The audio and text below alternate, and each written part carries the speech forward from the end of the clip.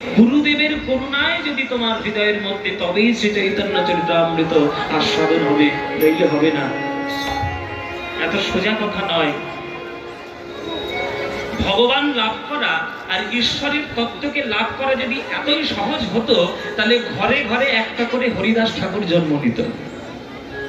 হচ্ছে কি, হরিদাস ঠাকুর একটা, সেই 500 বছর আগে একটাই হয়েছিল। মুসলমানের ঘরে থেকে 3 লক্ষ নাম জপ করতে পেরেছিল। আমরা আমাদের ঘরে জন্ম নিয়ে 3000 নাম জপ করতে পারি না। আর কি হরিদাসের আমরা প্রেম নেব, আর কি চৈতন্য চরিতামৃত নিয়ে কথা বলবো? এত সোজা নয়। ভগবান লাভ করা এত সোজা নয়। ভগবানকে লাভ করতে গেলে নিজের অঙ্গে অহমিকার এক বিন্দু যদি থাকে, ভগবান তোমার কাছে আসবেই না কখনো। আপনারা যারা গান শুনছেন, আপনারা তো শাস্ত্রজ্ঞ, আপনারা জানেন শ্রীমদ্ ভাগবত যখন সুখদেব গোস্বামী পাঠ করেছিলেন, সুখদেব গোস্বামীর অঙ্গে কোন রকম কোন বসন ছিল না। ছিল কি? আপনারা তো শাস্ত্র পাঠ করেছেন, ছিল? সুখদেব গোস্বামীর অঙ্গে কোনো বসন নাই, একেবারে ঠিক বসন। কেন? এই বসন যে আমরা পরিচ্ছদ করি, এই যে বসন আমরা লজ্জাকে আঁকড়ে ধরে রাখি, মানে লজ্জা ভগবান আর আমার মধ্যে বাধা সৃষ্টি করছে। জীবাত্মার পরমাত্মার মাঝখানে একটা পাশ, একটা বন্ধন। এই বন্ধনটা যতক্ষণ না তুমি ত্যাগ করতে পারবে, ততক্ষণ তুমি ঈশ্বরের সান্নিধ্য সঠিকভাবে পাবে না। তাই সুখদেব গোস্বামীর অঙ্গে কোনো কাপড় ছিল না, অথচ তার জাগতিক কোনো কাম নাই, জাগতিক কোনো বিকার নাই, কিছুই নাই। কেন না, তিনি সকল ইন্দ্রিয়কে জয় করে নিয়ে ওই ইন্দ্রিয়ের অধিপতি পুরুষোত্তম ভগবান শ্রীকৃষ্ণের নাম জপ করেছেন, আর তার নাম তিনি জগতে প্রচার করেছেন। তাই সবাই ভাগবত হতে পারবে না, সবাই সুখদেব গোস্বামী হতে পারবে না। যতই যুক্তি তর্ক করো আর যতই নিজের নাম কামানোর জন্য যা ইচ্ছা করো, সবাই ভাগবতীয় তত্ত্ব জানবে না। সবার জন্য চৈতন্য চরিতামৃত নয়।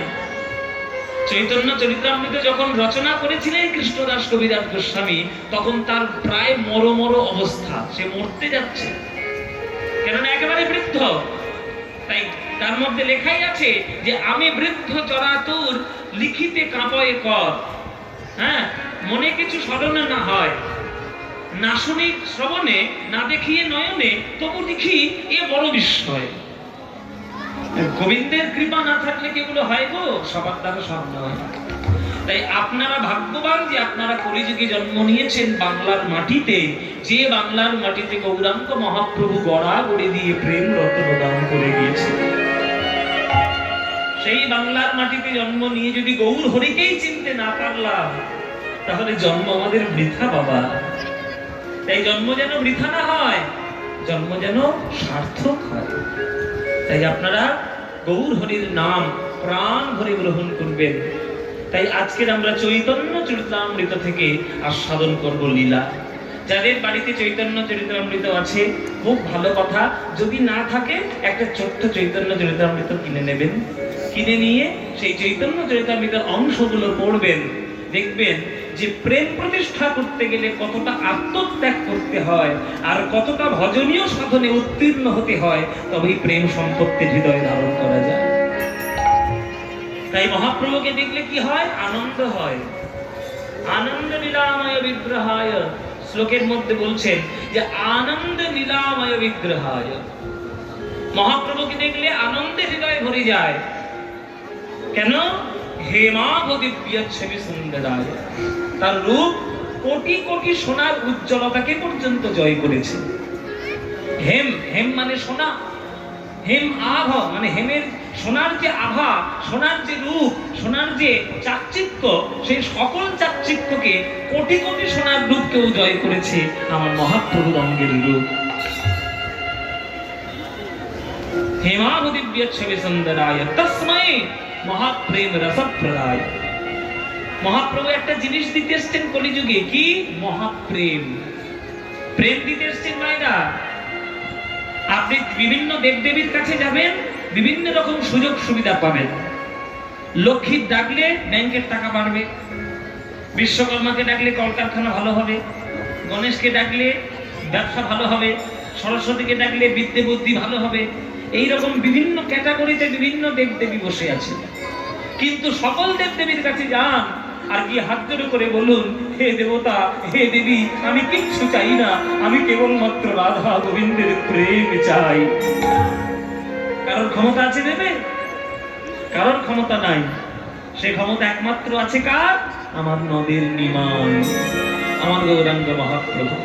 গৌরাঙ্গ প্রভুর চরণ ধরো, হরি বলে যদি নয়ন ভরে কাঁদতে পারো, ব্রজের রাধা গোবিন্দের প্রেমে এমন তোমার হৃদয়ে ভরিয়ে দেবে, সেই প্রেমেই তুমি চিরকাল ধন্য হয়ে যাও।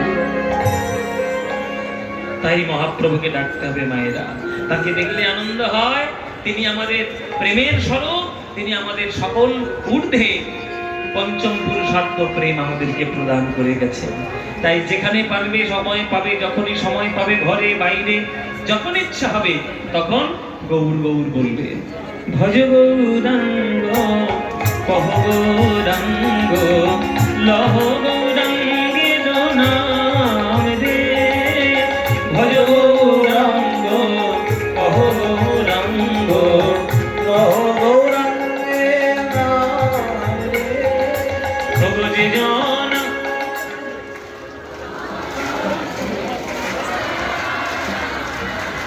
বাহ, যাক, আমার বলতে হলো না, আমার বলতেই হলো না যে আপনাদের ভালো লাগে কি লাগে না। আপনাদের গানটাই বলে দিয়েছে যে আপনারা কত ভালোবাসেন এই গান। ও মায়েরা ভালোবাসেন তো? আমার আপনাদের চরণে প্রার্থনা, অনুরোধ, যেখানে থাকুন, অফিসে থাকুন, রাস্তায় থাকুন, সময় যখনই পাবেন বদন ভরে গাইতে থাকবেন।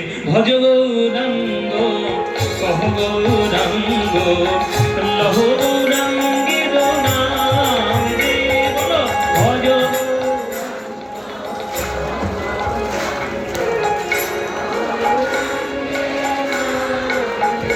হ্যাঁ, যে জনা গৌরাঙ্গ ভজে সে হয় আমার প্রাণ রে।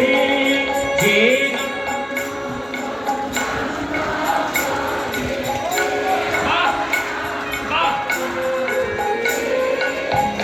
প্রভাত কালে হা গৌরাঙ্গ যে বলে একবার রে।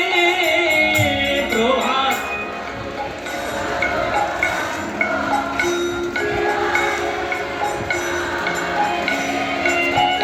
সেই জন আমার হয়, আমি হই তার রে। বলো সেই জন।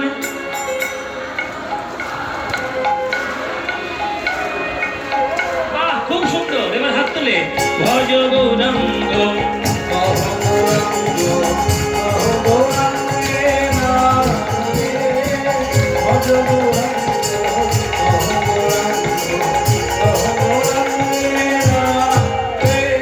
যে জনা গৌরাঙ্গ হরে। উলুধ্বনি, উলুধ্বনি।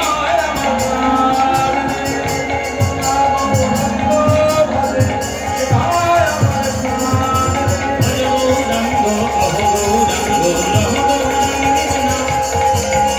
নিতাই গৌর হরি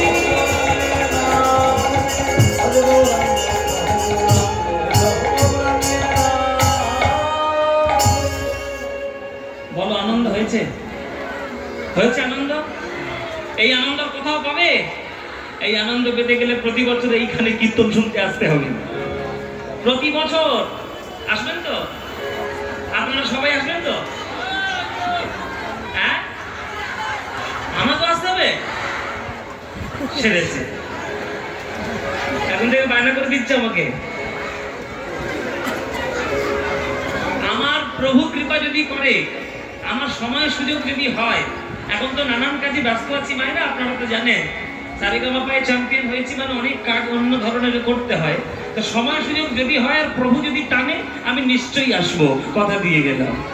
কিন্তু আমার কথা হলো যে আপনারা যেন গৌরকে হৃদয় থেকে কোনোদিন দূর করবেন না, যেন গৌর আপনার হৃদয় সিংহাসনের মধ্যে আলো করে থাকে। হ্যাঁ, তাই আপনারা গৌর নাম গাইলে সেই গৌরের বিষয়ক গ্রন্থ চৈতন্য চরিতামৃত। সেই চৈতন্য চরিতামৃত থেকে আমাদের কর্তৃপক্ষরা বলেই দিয়েছে যে চৈতন্য চরিতামৃতের গৌর লীলা আপনি আমাদেরকে শোনাবেন ভালো করে। আজকের আমরা আস্বাদন করব গম্ভীরায় মহাপ্রভুর লীলা। গম্ভীরায় মহাপ্রভুর প্রসঙ্গ আজকের আমরা আস্বাদন করব। চলুন গম্ভীরায় মহাপ্রভু, তাহলে মহাপ্রভুর লীলা শুরু হোক। কত ভক্তের উদ্ধার মহাপ্রভু করেছেন সেই সব ভক্তের কথা আমরা জানবো। চলুন শুরু করা যাক লীলা। মহাপ্রভু আমার নিমাই, নদের নিমাই, তার 48 বছর জীবনকাল। এই 48 বছরের দুটো ভাগ, একটা হচ্ছে নবদ্বীপ লীলার ভাগ, আর একটা হচ্ছে সন্ন্যাস লীলার ভাগ। 24 বছর বয়স পর্যন্ত তিনি নবদ্বীপ লীলা করেছেন, আর বাকি 24 বছর তিনি সন্ন্যাস লীলা করেছেন। তিনি আমাদেরকে প্রেম শেখানোর জন্য, আমাদেরকে একটু হরিবোল বলাবে এই আশায় মহাপ্রভু নিজের মায়ের কথা চিন্তা করেনি, নিজের স্ত্রীর কথা চিন্তা করেনি, শুধুমাত্র জগতের কথা চিন্তা করে সন্ন্যাস হয়ে চিরকালের মতো চলে গেলেন। সন্ন্যাস হয়ে চলে গেলেন। হরিবোল মায়েরা, যেদিন তিনি সন্ন্যাস নিয়েছিলেন শাস্ত্র মতে মোটামুটি রিসার্চ করে জানা গেছে যে সেটা হচ্ছে পয়লা মাঘ, মাঘ মাসের পয়লা, মানে 1 নম্বর তারিখ, মাঘ মাসের প্রথম দিন। সেই দিনটাতে তিনি সন্ন্যাসের মন্ত্র গ্রহণ করেছিলেন। তার সন্ন্যাসের গুরুকে, তার সন্ন্যাসের গুরু ছিল কেশব ভারতী। কেশব ভারতী তার সন্ন্যাসের গুরু ছিলেন। রাত্রির বেলায় তিনি পৌষ সংক্রান্তির দিনে রাত্রির বেলায় তিনি গৃহত্যাগ করলেন। গৃহত্যাগ করে তিনি ভোর বেলায় এসে হাজির হলেন কাটোয়া, সুরধুনী গঙ্গার তীর কাটোয়া। কাটোয়াতে এসে একটা বট গাছের তলায় বসে তিনি অপলক দৃষ্টিতে আকাশের দিকে তাকিয়ে রয়েছেন, উদাসীন ভাবে তাকিয়ে আছেন, আর মনে মনে ভাবছেন আজকের আমার সংসার জীবনের শেষ দিন, আজকের থেকে আমার নতুন করে এক জীবন শুরু হবে। আমাকে মনে রাখলে চলবে না আমার নাম বিশ্বম্ভর মিশ্র, আমাকে মনে রাখলে চলবে না আমার পিতার নাম জগন্নাথ মিশ্র, আমাকে মনে রাখলে চলবে না সচিরানী দেবী আমার মা, আমাকে মনে রাখলে চলবে না আমি বিবাহিত, আমাকে মনে রাখলে চলবে না বিষ্ণুপ্রিয়া আমার স্ত্রী। আজকের থেকে গুরুদেবের চরণে সমর্পণ করব, আর নতুন এক জীবনের অধ্যায় আমি শুরু করব। এই বলে আকাশের দিকে তাকিয়ে হাহুতাশ করে মহাপ্রভু উদাসীন হয়ে বসে আছে, উদাসীন হয়ে বসে আছে। কাটোয়ার লোকেরা, মায়েরা, যখন কাটোয়ার লোকেরা জানতে পারলো যে একটা ছেলে এসেছে কেশব ভারতীর আশ্রমে ওই দীক্ষা নেবে বলে, সবাই ছুটে ছুটে দেখতে আসছে মহাপ্রভুকে। নিমাইকে সবাই দেখতে আসছে। আর যারা যারা একবার নিমাইকে দেখছে বাবা, তাদের আর বাড়ি ফেরার ক্ষমতা নেই, কেননা তারা জমে বরফ হয়ে যাচ্ছে ওই সুরধুনী গঙ্গার তীরে। কেননা ওই মহাপ্রভুর রূপ যে একবার দেখবে তার হৃদয় একেবারে গলি পাগল হয়ে যাবে। ওই কোকড়ানো চুল আর দেখা যাবে না। ওই মহাপ্রভু, ওই যে ওই রূপ, কোটি কাঞ্চনের জয় করা রূপ, ওই রূপ আর কেউ দেখতে পাবে না। তাই সবাই কাটোয়াতে নয়নের জলে কাঁদছে যে এই ছেলেটা সন্ন্যাসী হবে, এই ছেলেটা সন্ন্যাসী হবে। এই ছেলেটার ঘরের লোকেরা বাইরে বার করতে আজ্ঞা দিল কি করে? এ দিদি, এ দিদি, আমার মনে হয় এ বোধহয় এর মাটাকে গলা টিপে হত্যা করে বাইরে বেরিয়েছে। হ্যাঁ, বউটাকে মনে হয় একবার গলায় পা তুলে দিয়ে হত্যা করে বোধহয় বেরিয়েছে। লোকের ধারণা যে মহাপ্রভু নিমাই মনে হচ্ছে এরকম করেছে, নইলে এইরকম নিমাইকে কেউ কোনোদিন বাইরে বের করবে না। কে আবার মাইকটা ছেড়েছে? বন্ধ করতে হবে। কর্তৃপক্ষকে বলছি মাইকটা বন্ধ করুন, আওয়াজটা এসে ডিস্টার্ব করছে। কীর্তনের ভক্তি পরিবেশ নষ্ট হয়ে যাবে।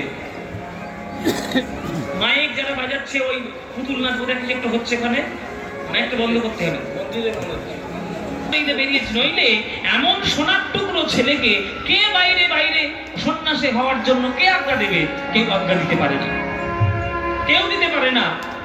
ও যদি আমাদের ছেলে হতো না, বুকের মাঝখানে জড়িয়ে ধরে সোনার শিকল দিয়ে পাটাকে জড়িয়ে রেখে দিতাম, যাতে ওই নিমাই কোনোদিন আমাদের ছেড়ে যেতে না পারে। বলো বলো দিদি, বলো, কোন মায়ের প্রাণ কি সইতে পারে, মায়ের প্রাণ কি সইতে পারে, কোন মায়ের প্রাণ কি সইতে পারে, মায়ের প্রাণ সইতে পারে। এমন ছেলে সন্ন্যাস দিয়ে কোন মায়ের প্রাণ কি সইতে পারে, এমন ছেলে সন্ন্যাস দিয়ে মায়ের প্রাণ সইতে পারে। ও মায়েরা, মনে করো তুমি রাস্তা দিয়ে হেঁটে হেঁটে যাচ্ছ, রাস্তায় যেতে যেতে এক থলি সোনার মোহর কুড়িয়ে পেয়েছো। সোনার মোহর, বড় বড় সোনার মোহর। কেউ যদি কোটি কোটি টাকার সোনার মোহর কুড়িয়ে পায়, সে কি বাজারে ছড়িয়ে বেড়াবে, না পাড়ায় ঢাক পিটিয়ে বেড়াবে মোহর পেয়েছি, মোহর পেয়েছি, মোহর পেয়েছি করে? কেউ বলে বেড়াবে কি? সেই মোহরগুলো কিনে সে কি করবে? আগেই গিয়ে সিন্ধুকে জমা করে দেবে। কেননা ওই রত্নটা ছড়ানোর রত্ন নয়। মহাপ্রভু যে কোনো গৌর ভক্তের হৃদয়ের কোটি কোটি সম্পত্তির থেকেও কোটি কোটি গুণ বড়। তাই কোনো গৌর ভক্তের হৃদয়ে যদি গৌর একবার বাস করে, সেই ভক্ত কি কোনোদিন গৌরকে হৃদয় থেকে দূর করতে পারে? পারে না। কাটোয়ার লোক সবাই এসে কাঁদছে। কেশব ভারতী এসে উপস্থিত হয়েছেন। নিমাই, কেন এসেছো নিমাই? গুরুদেব, আপনার কাছে আমি এসেছি, দয়া করে আপনি আমাকে সন্ন্যাস মন্ত্রে দীক্ষা দিন। এই বয়সে সন্ন্যাস? তোমার মাত্র 24 বছর বয়স নিমাই, আর 24 বছর বয়সে তুমি সন্ন্যাস হবে? তুমি তো শাস্ত্রজ্ঞ ছেলে, তুমি তো শাস্ত্র পড়েছো, তোমার তো এরকম কথা বলা উচিত নয়। ভারতীয় শাস্ত্রীয় সম্বন্ধে তোমার তো জ্ঞান যথেষ্ট। ভারতবর্ষের শাস্ত্রে চতুরাশ্রম প্রথা রয়েছে, ব্রহ্মচর্য, গার্হস্থ, বানপ্রস্থ, সন্ন্যাস। একটা মানুষের আয়ু যদি 100 বছর হয়, 25 বছর পর্যন্ত করতে তার হয় ব্রহ্মচর্য, 25 থেকে 50 গার্হস্থ, 50 থেকে 75 বানপ্রস্থ, আর 75 হয়ে গেলে আর সংসারের এই বন্ধনের মধ্যে জড়িয়ে থাকলে চলবে না, তাকে সন্ন্যাস হয়ে চলে যেতে হবে। তাহলে এটাই চতুরাশ্রম প্রথা। তাহলে তোমার সবে বিবাহ হয়েছে, বিষ্ণুপ্রিয়ার সঙ্গে সবে তোমার অগ্নি সাক্ষী করে 7 ফেরে তুমি বিবাহ করেছো, আর এক্ষুনি তুমি চলে এসছো সন্ন্যাস নিতে। এখন তোমার গার্হস্থ জীবন বাকি, বানপ্রস্থ বাকি, তারপরে তো সন্ন্যাস। তো এখনই তোমার সন্ন্যাস দেওয়া যাবে না। তখন নিমাই বলছে, গুরুদেব, আমি যা বোঝার বুঝেছি, যার হয় তার 4-এ হয়, আর যার হবার নয় তার 4 লক্ষতেও হবার নয়। কেশব ভারতী বলছে, নিমাই আমার সঙ্গে তর্ক করো না, অন্তত 50 বছর তোমার বয়সটা হোক, তারপরে তুমি সন্ন্যাসটা নিতে এসো। প্রভু বলছেন, গুরুদেব, 5টা অহংকার যদি মনের মধ্যে থাকে, তাহলে 50-এতেও হয় না, 50-এতেও হয় না, 50-এতেও হয় না, 50-এতেও হয় না। অহংকার না কাটিলে 50-এতেও হয় না, অহংকার না কাটিলে 50-এতেও হয় না। 5টা অহংকার যদি না কাটে, তাহলে 50 বছর বয়সেও তার হবে না। কেশব ভারতী বলছে, ঠিক আছে, 50-এ না হোক, 60 বছর বয়সে নিশ্চয়ই হবে। প্রভু বললেন, 60-এতেও হয় না, 60-এতেও হয় না। ষড়রিপু না কাটিলে 60-এতেও হয় না, ষড়রিপু না কাটিলে 60-এতেও হয় না। কাম, ক্রোধ, লোভ, মোহ, মদ, মাৎসর্য, এই 6টা রিপু যার হৃদয় একেবারে দখল করে আছে, 60 বছর বয়স হলেও তার দ্বারা হরিনাম কখনো হবে না। কেশব ভারতী বললেন, তাহলে 60 বছর বয়সে যদি না হয়, তাহলে 70 বছর বয়সে নিশ্চয়ই হবে নিমাই। প্রভু বললেন, 70-এতেও হয় না, 70-এতেও হয় না। সপ্তদশ ভেদ না জানিলে 70-এতেও হয় না। ভেদ না জানিলে 70-এও হয় না। কেশব ভারতী বলছে, তাহলে 80 বছর বয়সে নিশ্চয়ই হবে নিমাই। দেখুন, কেশব ভারতী 10-10 করে বাড়াচ্ছে বাবা, প্রত্যেকবারে 10-10 করে বাড়াচ্ছে। তাহলে 80 বছর বয়সে নিশ্চয়ই হবে। তাহলে 80 বছরে শোনো, আসিতেও হয় না, আসিতেও হয় না, অষ্টপাশ না কাটিলে আসিতেও হয় না, অষ্টপাশ না কাটিলে আসিতেও হয় না। ঘৃণা লজ্জা ভয় মান কুল শীল কেশব ভারতী বললেন তাহলে 90 বছর বয়সে নিশ্চয়ই হবে নিমাই। প্রভু বললেন 90তেও হয় না, নব্বইতেও হয় না, নববিধা ভক্তি না জন্মিলে 90তেও হয় না, নববিধা ভক্তি নজর মিলে নব্বইতেও হয় না। শ্রবণং কীর্তনং বিষ্ণু শরণং পাদ সেবনম অর্চনং বন্দনং স্বক্ষং দাস্যং আত্মনিবেদনম। এই 9টা ভক্তির উদয় তোমার যদি না হয়, তোমার 90 বছর বয়সেও হরিনাম হবে না। কেশব ভারতী বললেন তাহলে 100 বছর বয়সে নিশ্চয়ই হবে নিমাই। 100 বছর হবে। তখন প্রভু বলছে, গুরুদেব এই আপনি কি শুরু করেছেন? 10 করে খালি বাড়াচ্ছেন, 10 করে বাড়িয়ে চলেছেন। 100 বছর বয়স, প্রথম কথা 100 বছর বাঁচবে কিনা সন্দেহ রয়েছে। কি মায়েরা, আপনারা এখানে যারা যারা গান শুনছেন হাত তুলে বলুন 100 বছর কারা বাঁচবেন? জয়নিতাই কথা। হাত তুলে বলুন কে কে 100 বছর বাঁচবেন? কোনো গ্যারান্টি আছে?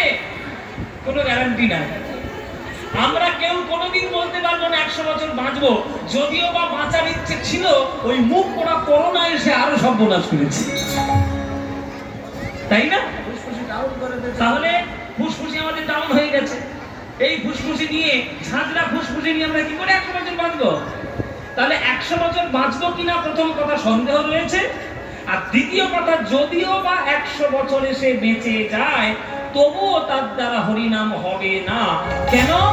বলে সৎ সঙ্গ না করিলে 100তেও হয় না। আমি সৎসঙ্গ না করিলে 100তেও হয় না, সৎ সঙ্গ না করিলে 100তেও হয় না।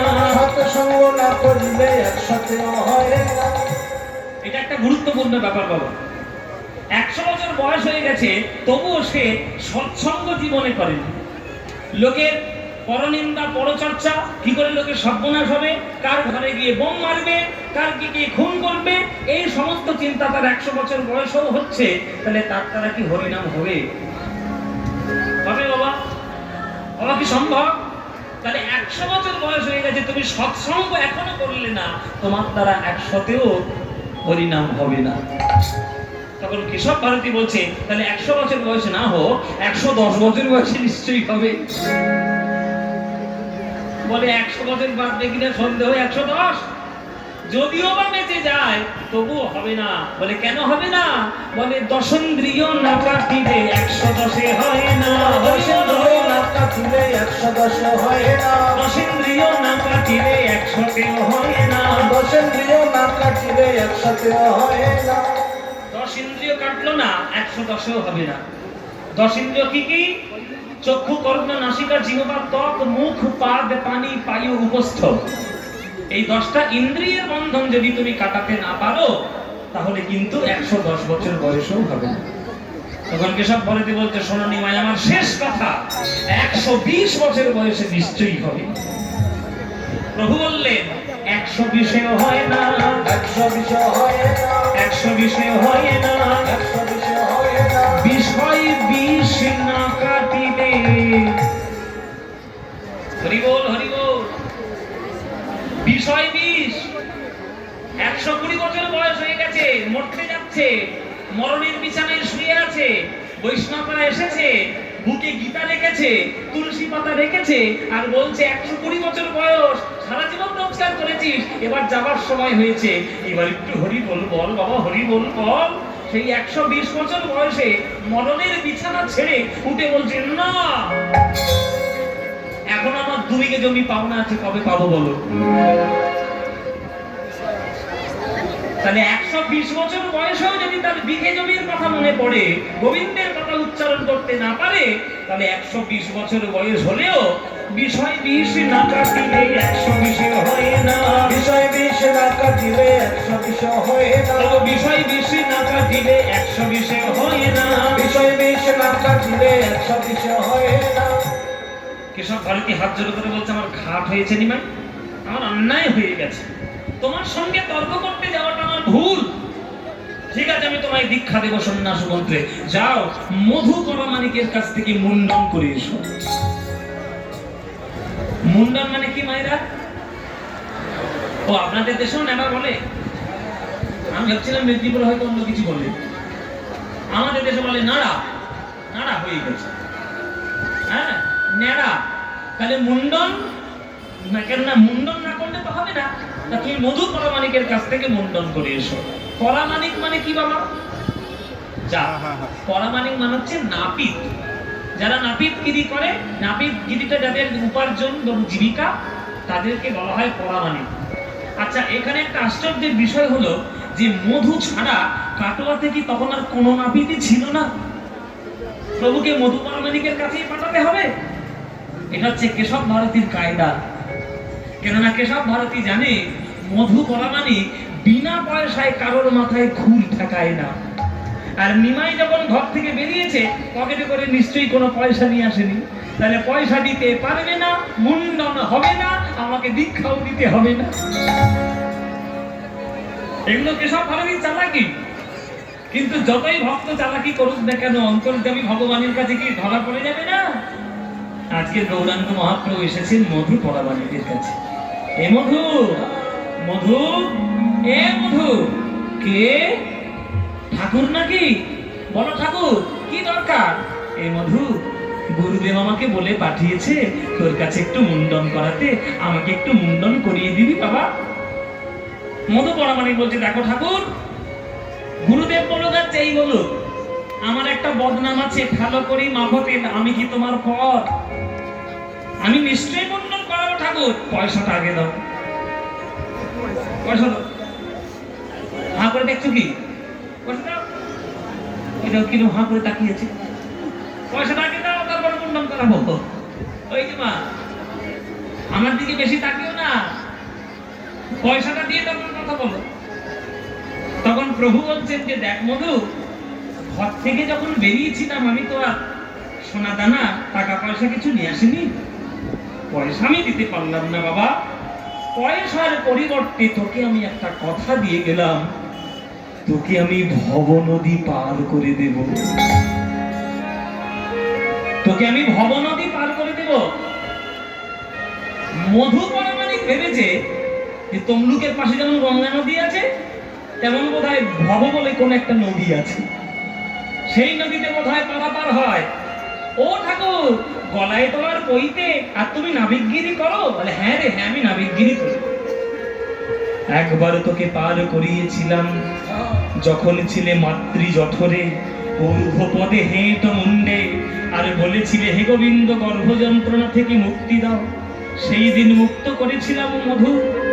আবার একদিনই তোকে পার করে দেব, যেদিন জগতের কার্য সমাধা করে এই জগতে ছেড়ে যখন ওই জগতে চলে যাবে, বলো হরি হরি বল বলতে বলতে জগতে ছেড়ে, সেই দিন আমি তোকে পার করিয়ে দেব ওরে মধু, ওই ভব নদী পার করাবো। তখন বলতে বেশ, ভব নদী যখন পার করাবে তাহলে এসো মুন্ডনটা করাই। এই বলে খুর নিয়ে বাবা, খুর নিয়ে মহাপ্রভুর মস্তক মুন্ডন করতে গেছে। যেই টান দিয়েছে,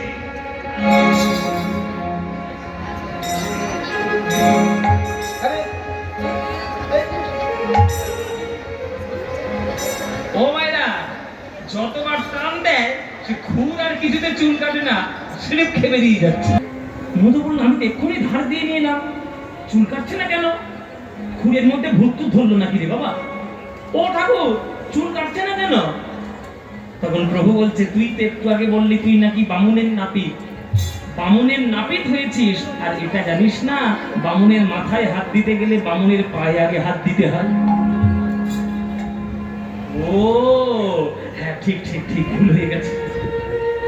বলে, আমি একটা পৈতেধারী ব্রাহ্মণকে আমার প্রণাম করলি না, মাথায় হাত দিলি? প্রণাম করতে গেছে, এই বল বাবা, প্রণাম করতে গেছে প্রভুর চরণে। যেই প্রভুর চরণে প্রণাম করতে গেছে, দেখছে প্রভুর চরণের তলায় শঙ্খ চক্র গদা পদ্মের চিহ্ন রয়েছে। চমকে উঠল মধু, একই চিহ্ন দেখছি। আমি শাস্ত্রে শুনেছি এই চিহ্ন নাকি একমাত্র নারায়ণের